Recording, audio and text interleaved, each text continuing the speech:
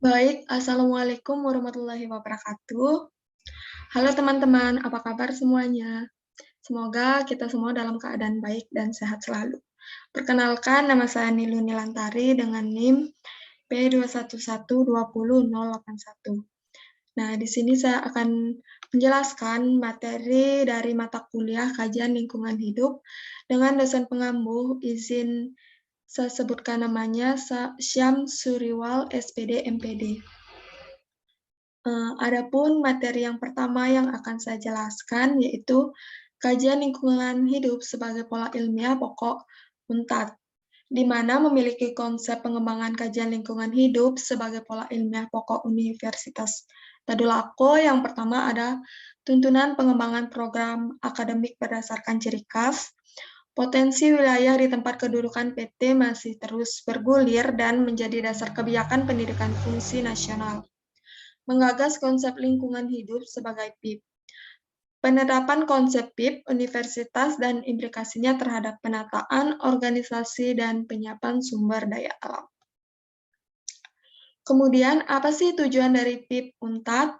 Nah, PIP UNTAD ini memiliki beberapa tujuan yang perlu teman-teman ketahui. Yang pertama yaitu menantang kegersangan.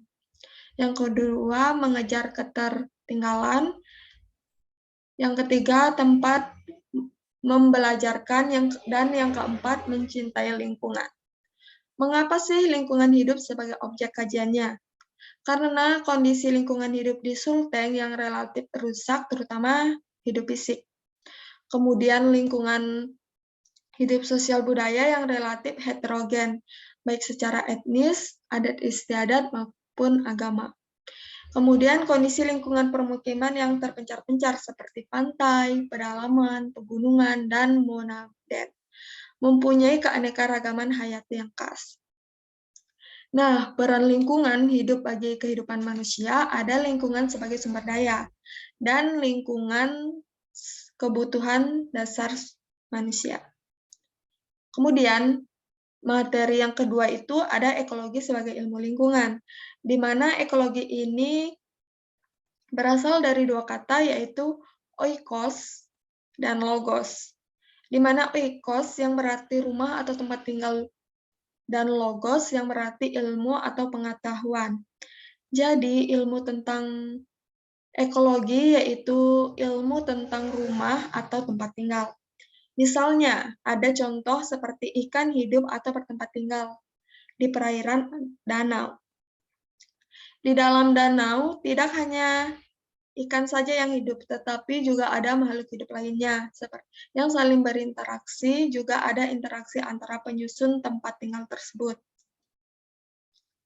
Nah, kemudian pembagian ekologi. Pembagian ekologi ini ada dua, yaitu menurut habitatnya dan menurut garis taksonomi. Di mana menurut habitatnya ada ekologi perairan tawar, ekologi laut, dan ekologi darat. Sedangkan menurut garis taxonomina ada ekologi tumbuhan, ekologi vertebrata, ekologi serangga, dan ekologi jasad resnik. Kemudian organisasi kehidupan. Di dalam organisasi kehidupan ini ada tingkatan yang pertama yaitu biosfer, kemudian ekosistem, kemudian community, populasi, dan organisme. Selanjutnya ada ekosistem.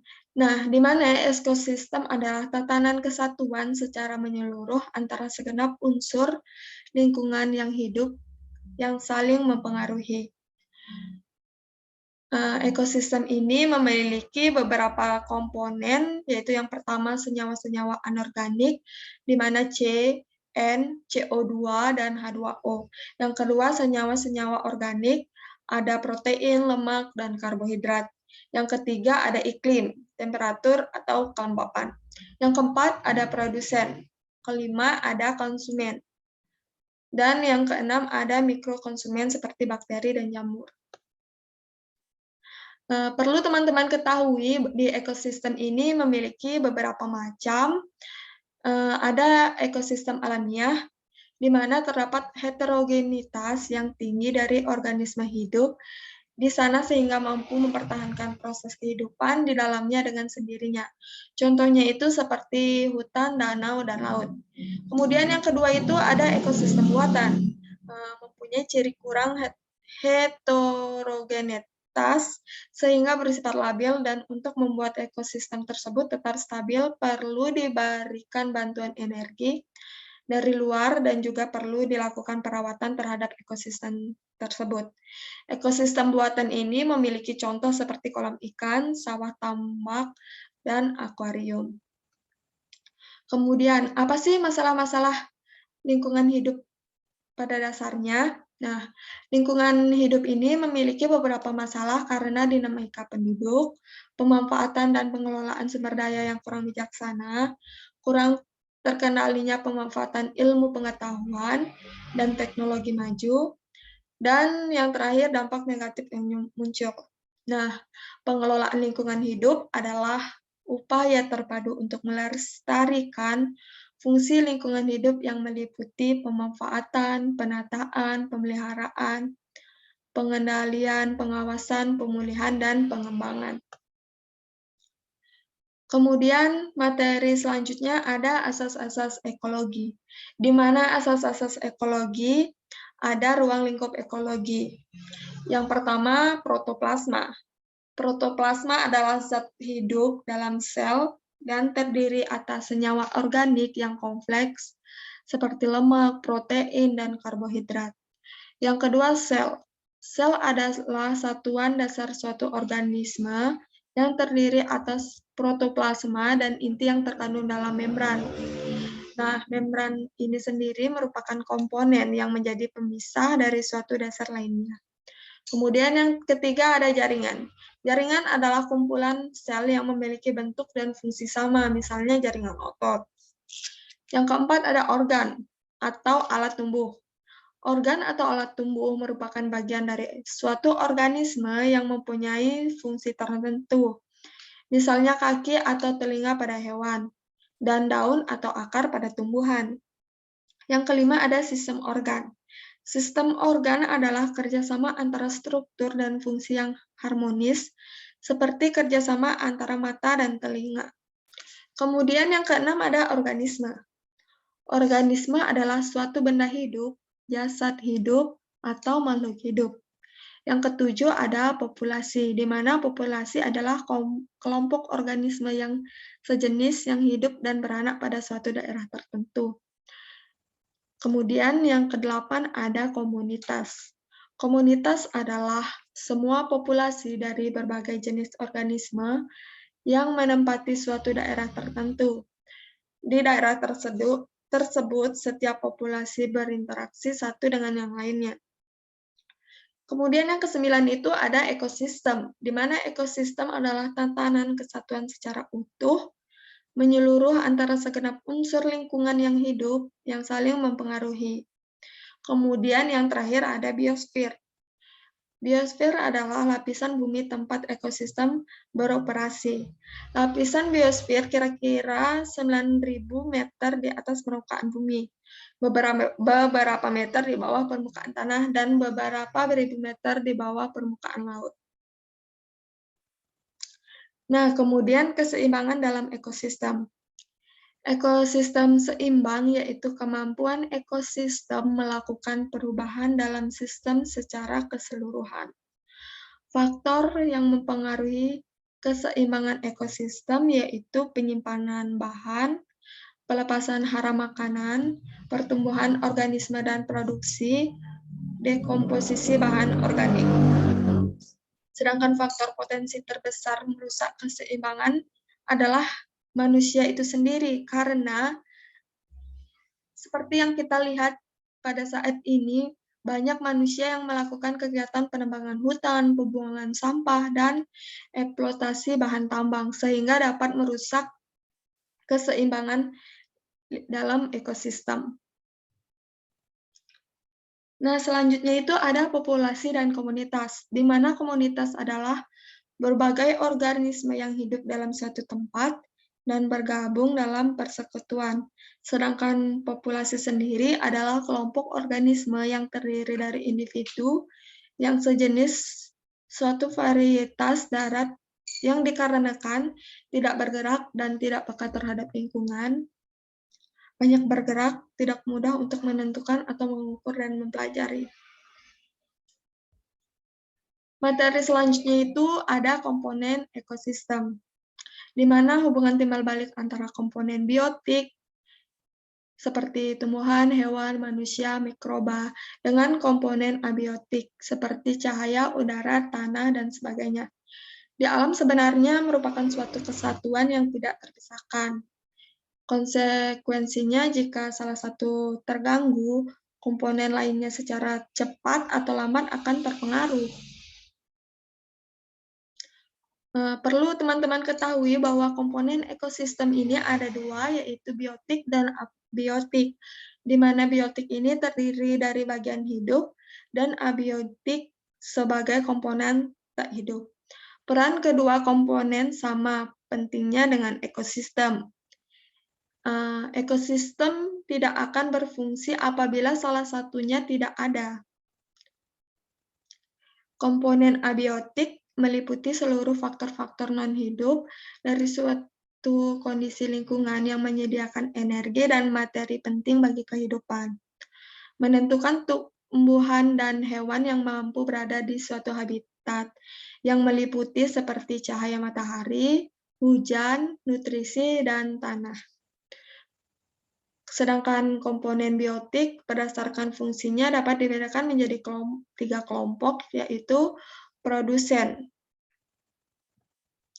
di mana produsen yang pertamanya itu ada organisme ototrop yang mampu menghasilkan zat organik, membentuk tumbuhnya dari zat-zat anorganik seperti air, CO2, mineral, dan yang memiliki contoh seperti tumbuhan berhijau daun. Yang kedua, ada dalam proses fotosintesis dengan bantuan sinar matahari, mampu membentuk karbohidrat dari zat-zat. Contohnya itu seperti anorganik sederhana. Yang ketiga, ada karbohidrat, merupakan pembentuk dasar utama dan berbagai zat makanan seperti protein dan lemak. Kemudian yang kedua itu ada konsumen, di mana organisme heterotrop yang menggunakan zat organik yang berasal dari berbagai hasil produsen. Bahan organik digunakan sebagai sumber energi dalam pertumbuhannya. Dapat dibedakan menjadi konsumen primer, sekunder, dan konsumen tersier. Dan yang ketiga itu ada pengurai. Organisme heterotop yang menguraikan produsen dan konsumen yang telah mati. Materi organik yang kompleks akan diubah menjadi materi yang lebih sederhana dan akhirnya menjadi mineral-mineral yang akan dimanfaatkan kembali oleh produsen sebagai materi dasar. Pada umumnya berupa organisme mikro seperti bakteri, jamur, yang memiliki kecepatan metabolisme yang sangat tinggi. Kemudian yang kelima itu ada hukum lingkungan, di mana lingkungan hidup, kesatuan ruang dengan semua benda, daya, keadaan, dan makhluk hidup, termasuk manusia dan perilakunya, yang dapat mampu mempengaruhi perilaku, disiplin, dan kesejahteraan manusia serta makhluk hidup lainnya, menurut Undang-Undang Nomor 32 Tahun 2009. Sumber daya alam, segala unsur lingkungan seperti biotik maupun abiotik yang bermanfaat dan digunakan oleh manusia untuk memenuhi kebutuhan dan keinginannya, baik kebutuhan primer yang bersifat lahiriah seperti pangan, sandang, dan papan, kebutuhan sekunder yang bersifat batiniah seperti estetika, maupun kebutuhan tersier dan seterusnya yang lebih bersifat hobi dan pengembangan bakat. Kemudian prinsip ekosistem. Baik teman-teman, di ekosistem ini memiliki beberapa prinsip. Yang pertama yaitu adanya keanekaragaman. Yang kedua adanya saling keterkaitan dan saling ketergantungan. Yang ketiga ada keteraturan dan keseimbangan yang dinamis. Yang keempat ada harmonisasi dan stabilitas. Dan yang terakhir, adanya manfaat dan produktivitas. Selain prinsip ekosistem, ada juga komponen lingkungan yang terdiri atas fisik kimia, di mana air, tanah, udara, dan kombinasinya. Kemudian biologi, ada flora, fauna, serta mikroba. Kemudian sosiekbun, ada sosiek dan sosial budaya. Kemudian Keslinmas, ada Kesling dan kesehatan masyarakat. Kemudian Kamtibmas, ada Kammas dan Timnas. Dan yang terakhir ada Hankamnas. Prinsip pembangunan berkelanjutan pada konsep pembangunan berkelanjutan. Terdapat beberapa prinsip penting, yaitu yang pertama, pembangunan harus memenuhi kebutuhan masa kini, tanpa mengorbankan hak pemenuhan dan kebutuhan generasi yang akan datang. Kemudian yang kedua itu ada pembangunan harus tetap memperhatikan ekosistem yang ada, sesuai dengan kemampuan daya dukungnya, sehingga tetap terjaga dan kualitas lingkungan tidak mempengaruhi penurunan atau lestari. Setiap kegiatan pembangunan harus selalu mewujudkan kepentingan kelompok atau masyarakat lain dimanapun berada, serta mengindahkan keberadaan kehidupan yang sekarang maupun kehidupan masa yang akan datang. Kemudian yang ketiga, pembangunan berkelanjutan bertujuan untuk meningkatkan kualitas hidup manusia dalam segala aspek baik fisik, rohani, sosial, dan budaya dalam jangka panjang, dengan tidak memboroskan dan tidak merusak sumber daya alam yang ada, serta tidak melampaui batas daya dukungnya. Nah, dalam masalah lingkungan dan pembangunan di Indonesia memiliki kekayaan sumber daya alam dan lingkungan yang luar biasa, seperti keanekaragaman hayati, flora dan fauna yang tinggi di dunia, darat dan perairan. Kemudian deposit aneka sumber daya pertambangan, seperti minyak, gas, dan mineral. Kemudian cuaca dan iklim yang lembut atau tropis, seperti pantai pegunungan, dan keanekaragaman budaya lokal. Proses pembangunan secara terencana untuk mencapai masyarakat yang adil dan makmur berlangsung sejak tahun 1969. Nah, adapun dampak negatifnya proses pembangunan adalah terjadinya penurunan kualitas lingkungan hidup seperti fisik, kimia, biologi, dan sosiekbun, baik skala lokal, nasional, maupun global. Nah, ada beberapa permasalahan lingkungan yang timbul. Yang pertama itu ada menurunnya daya dukung dan daya tampung lingkungan. Yang kedua, terjadinya penyusunan sumber daya alam dan lingkungan. Yang ketiga, ada permasalahan lingkungan buatan. Yang keempat, penerapan standar mutu lingkungan hidup yang masih lemah.